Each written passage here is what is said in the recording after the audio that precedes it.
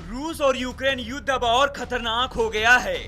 अभी तक युद्ध में रूस यूक्रेन पर भारी पड़ रहा था, मगर अब बाजी पलटती नजर आ रही है।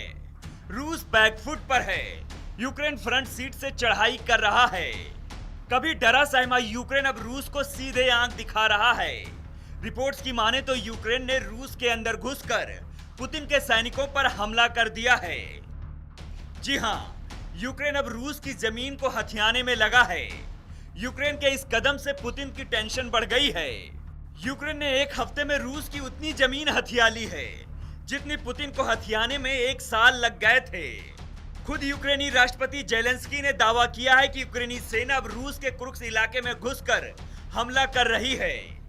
रिपोर्ट्स की माने तो 6 अगस्त से यूक्रेन रूस के घर में घुसकर हमला कर रहा है। यूक्रेनी सेना पुतिन के क्षेत्र में युद्ध को आगे बढ़ा रही है। खुद रूस की माने तो करीब 1000 यूक्रेनी सैनिक टैंक और बख्तरबंद वाहनों के साथ रूस के कई इलाकों में यूक्रेनी सैनिक घुस आए हैं। यूक्रेनी सैनिक का रूस के इलाकों में घुसपैठ जारी है। यूक्रेन के इस कदम से रूसी सेना में हड़कंप मच गया है। यूक्रेनी सेना लगातार आगे बढ़ रही है। इसकी वजह से हजारों रूसी घर छोड़ने को मजबूर हैं। रूसी सैनिक यूक्रेन को नहीं रोक पा रहे हैं। रूस और पुतिन के लिए बहुत शर्मिंदगी की बात है।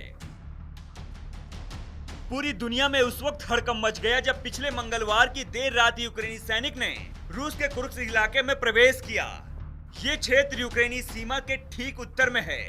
यूक्रेन की ये घुसपैठ कीव की रणनीति में एक बड़ा बदलाव का संकेत है। अब तक यूक्रेनी सेना ड्रोन और मिसाइल से रूस के अंदर के ठिकानों पर हमला करती आ रही थी, मगर अब यूक्रेनी सेना रूस के घर में घुसकर हमला कर रही है। इससे पहले यूक्रेन ने कभी भी आधिकारिक तौर पर रूस की जमीन पर घुसपैठ नहीं की थी। बताया जा रहा है कि यूक्रेन के बढ़ते कदम को लेकर पुतिन बहुत गुस्से में हैं।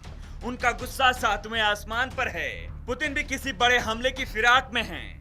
फिलहाल जानकारी के लिए बता दें कि रूस यूक्रेन युद्ध को 2 साल से अधिक का समय बीत चुका है। 24 फरवरी 2022 को शुरू हुई इस भीषण जंग ने दोनों देशों को खंडहर में तब्दील कर दिया है। ये तस्वीरें उसकी तस्दीक कर रही हैं। दोनों ही देश एक दूसरे पर पिछले 2 साल से अटैक कर रहे हैं। इस युद्ध की वजह से दोनों देशों के हजारों नागरिक मारे जा चुके हैं। फिलहाल कैसी लगी आपको हमारी ये खबर, हमें कमेंट सेक्शन में जरूर बताइएगा। ऐसे ही खबरों के लिए बने रहिए आर भारत ओरिजिनल के साथ।